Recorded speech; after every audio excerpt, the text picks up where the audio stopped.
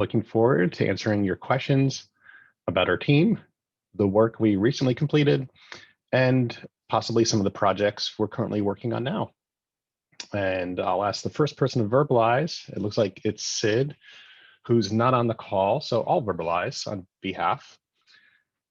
He wrote, I'm getting reports that users, or from users that are frequently needing to refresh merge requests to see the latest status of jobs, apply changes, etc.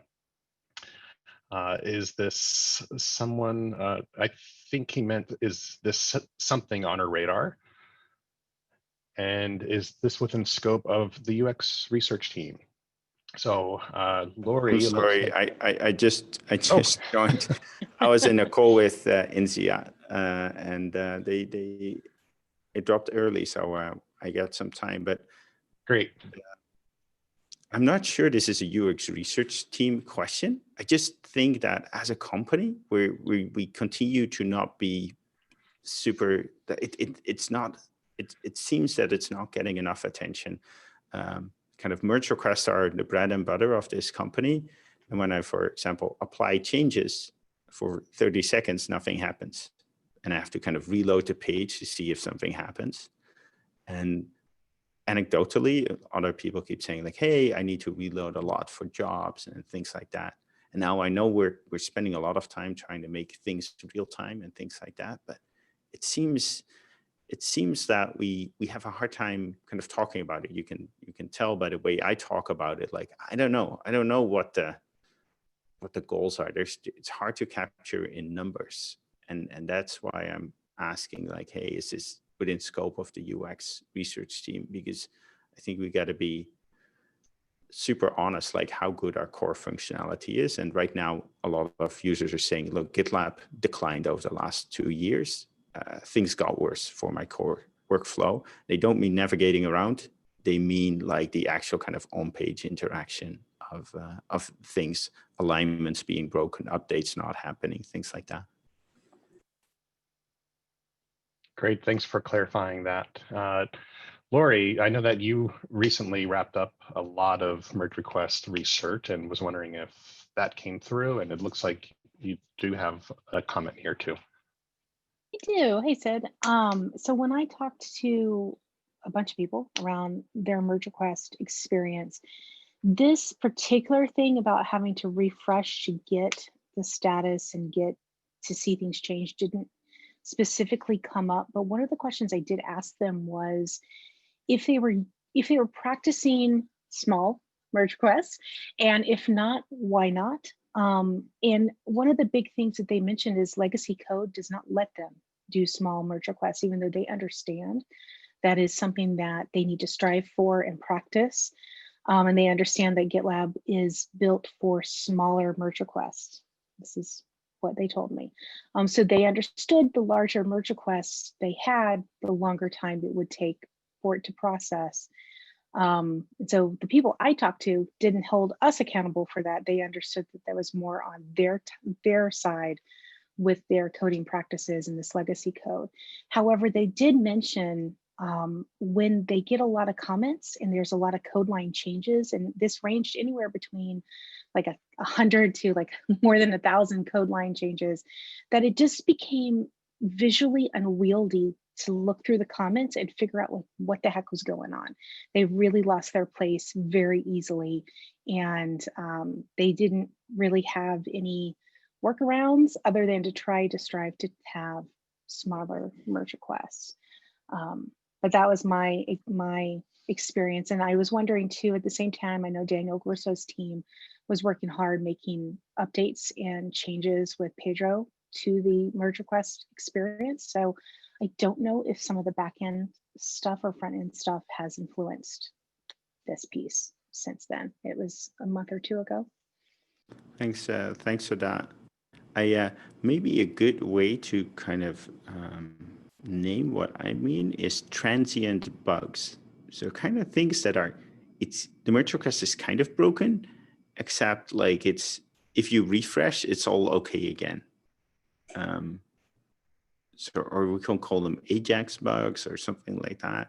I'm not sure what a good name is, but we probably need to probably the first step is naming this. And it's not what you research. I agree. Like it's that's important too, that large merge requests get unwieldy.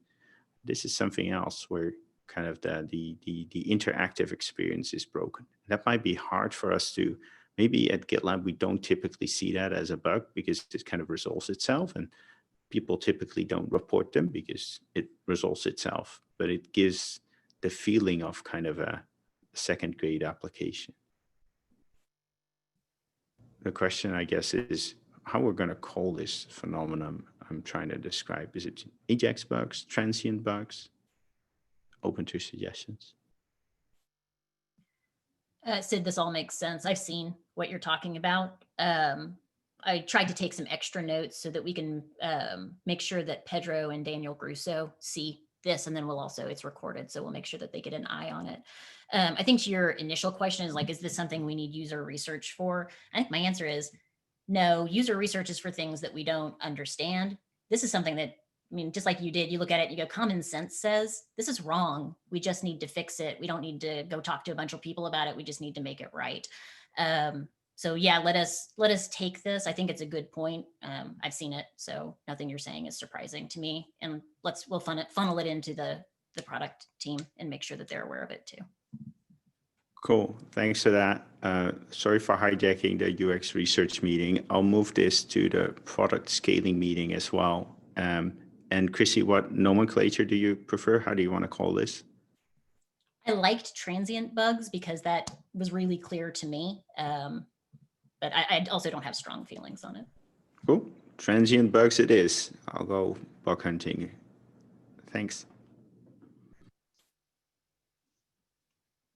Thanks, you too. Yeah.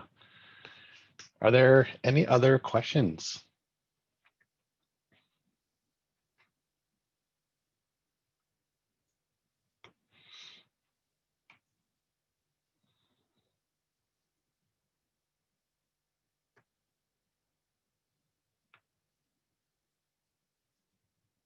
Chrissy, I'll call on you since you usually have a question. I think you just unmuted too. Yeah, you knew I was ginning up a question for you. So the thing that I have been very interested in is CI adoption. I know that this is, it's in the end a much larger research project, but that we're breaking it up into smaller iterative deliverables so we can learn as we go. I'd love a reminder, a refresher on what the overall goal is, but then also an understanding kind of where we are in terms of what we're learning now. Yeah, I think Lori's the perfect person for that. That would be me, Chrissy. Me and Andre, not just me. Yeah. So we are hard at work. Andre just wrapped up our literature review. We wanted to look at how we defined adoption in our handbook and how adoption is defined outside of GitLab as well. So that is getting finalized. Andre, they have a national holiday today where he is, so he's gonna push that out pretty soon. We are also looking at conducting a category maturity scorecard for the job to be done around needing to create a green CI pipeline so that my team members can use it and create code with confidence. We wanted to test this job to be done because it is the core job to be done for CI.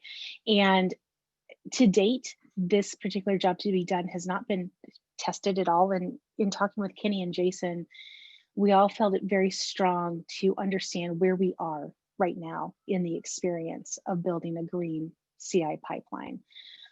What is going well, what is not going well, and where we might be able to help them understand where to focus new efforts.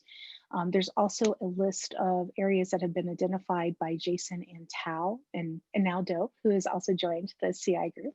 And we're going to be using that information, this list of issues, to help us understand what we should be looking for in our CMS testing, how to define success and failure for the category maturity scorecard testing, as well as run a quantitative survey in next month to understand how these proposed improvements to the pipeline experience will affect people's overall user experience of the pipeline, the CI pipeline creation process and usage process.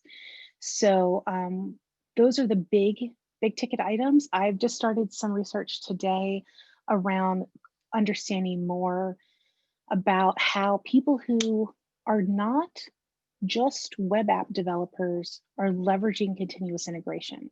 So they don't have to use our tool. We're just really trying to understand, if you're developing for hardware, are you using CI? If so, how? How does that look? What does that do for you? And if it's not working really well, what could work well for you? What do you need it to do? Just to better understand how those personas use continuous integration, and then to help the CI team to understand if there's any areas of opportunity there for that particular persona. It came to our attention that that persona is not necessarily one that we go after very aggressively. So we go after the web app devs a lot.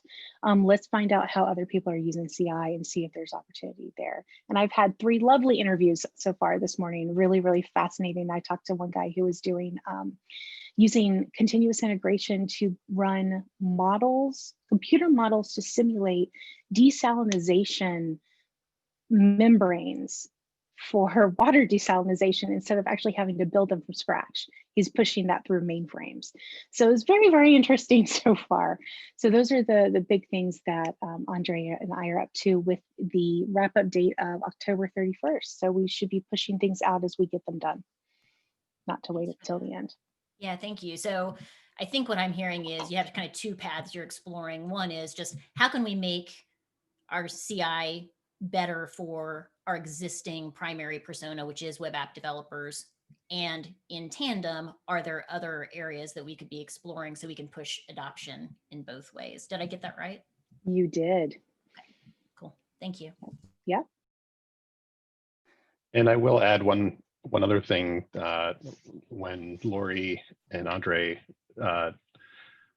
start testing with the category maturity scorecard, they will be piloting the new, most recent iteration of that too. So they'll be the first. And I think that's probably in a couple of weeks, right, Lori? Yes. Yeah. Great. It looks like, Madeline, you have a question. Yes, and thank you for that, Lori. I just wanted to follow up on what sounds like one of your current focus. I had a really fascinating conversation with a client who develops sensors on hardware, and he has a challenging time using our CI. So my question was, how do I get them in touch with you? Yeah, and just send them my email, introduce them to me that way, and then I can work with them, getting them scheduled for a nice half-hour chat about what they're trying to do and what their barriers they're running up against. Great, thank you. Will do. Yeah, thank you. It sounds fascinating. Thank you, Madeline. I put it in the agenda too, but hey, sales folks, especially as you're talking to customers and you have customers who are interested in talking to you about use cases, please do let us know, send them our way.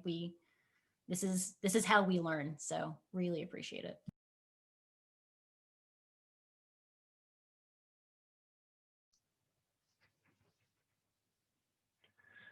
Are there any other questions from anybody? These are all really good.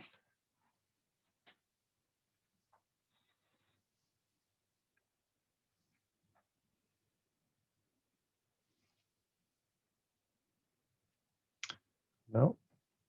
If there are no further questions, then we will end the call. So thank you very much.